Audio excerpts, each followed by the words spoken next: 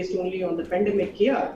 My thought is Ma'am, if I can come in here, you're talking about the healthcare sector. Now, I was going through the economic survey yesterday, and one of its interesting recommendations is a regulator for the healthcare sector.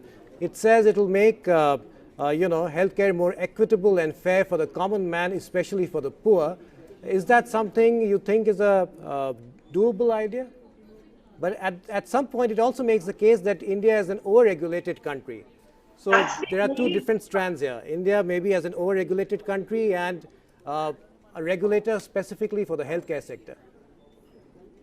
I don't know whether this question has been asked to me, yes, but I really feel that the government and the private sector has to work together, because there's no other way that we can actually get to providing the equitable health to the bottom of the pyramid and to the common man.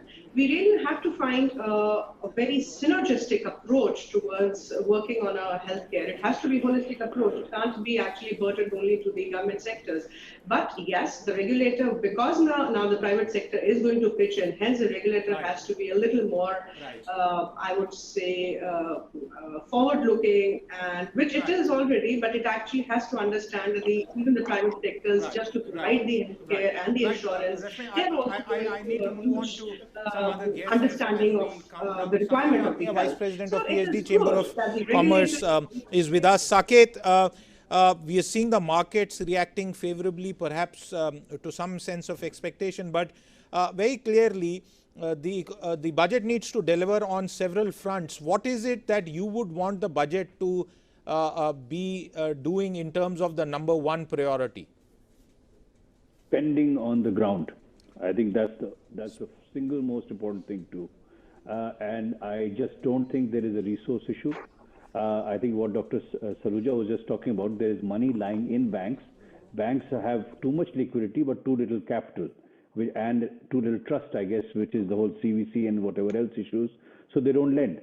So I think think of the RBI, for instance, launching a 50-year bond, which normal retail savings guys, I put my money in banks at 4%, 3%. I'd be happy to give it to the government at 5% for a 30-year period. Use that money, have that ring fence, because COVID is not a normal event, right? So have a COVID bond that funds a lot of this expenditure and actually draws some of the liquidity that is lying wasted in banks today and actually gives it to the government to use. That's a good idea of a COVID bond. Let me get an industry voice on this. Saket Dalmia, the Vice President of PhD Chamber of Commerce. Mr. Dalmia, if you can hear me, because there was a bit of an overlap, would you agree with the 2 points that we have discussed so far? Some sort of cess on corporate income to fund the immediate needs of healthcare arising out of the pandemic, and even an idea that Saket Mishra just spoke about, a COVID bond kind of resource mobilization measure.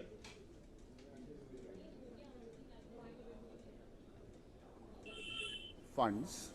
Government has great access to funds globally, as well as many other resources to do so.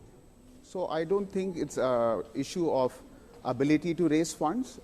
It's about government's desire to move ahead with allocating those funds. The whole world is looking towards India, and the bond market and the stock market are much more vibrant and a lot more liquid than ever before. The government has many flexibilities available in their hand. So, Mr. Dalmia, I wouldn't worry too much about the instrument. Mr. Dalmia, what you are therefore saying for a general audience, are you saying that with a lot of portfolio investment coming into the markets and driving up stock prices and valuations, the government of India could also benefit from this huge pool of global liquidity that is sloshing around and come up with a measure to attract all of these funds into longer term programs, infrastructure development, social welfare development, healthcare? Is that what you are saying? In many ways, yes. So I would definitely say that the government has created the larger picture favorable for India. On ground zero is where we need to really make the big changes. Okay. Because the money is still coming into the market, but into few stocks which are well placed. Okay. But India is a growing economy. We need that money to trickle down to smaller players, the MSMEs of PhD Chamber, for example. Very good whenever point. we talk to Very them. good point. They are Very not good getting that access to that money. Absolutely. I think this is a wonderful and point that you have touched upon, because what we have seen in the last 7-8 months is that those who are strong companies, big companies, have actually managed to weather this pandemic better than the smaller segment, and the MSME is what has been hit the most.